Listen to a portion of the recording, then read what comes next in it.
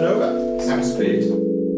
So when you're applying for student finance, it's important to have all your evidence and ID ready to go. We would want you to feel as prepared and confident and comfortable as possible before you start university. Applications open from spring. And once you've put the application in, keep checking. You'll have an online account with student finance. Keep checking that online account, making sure that your funding is going through as it should do, that there's no outstanding documents needed.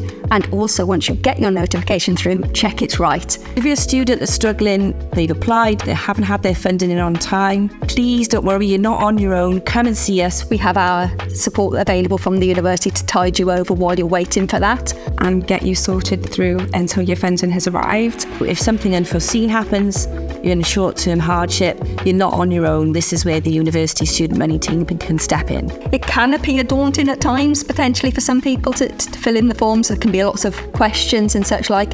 We can help. That's what we're here to do. We're here to help you get through it as simply as possible. And I promise you it's not actually as hard as it might look when you first look at it.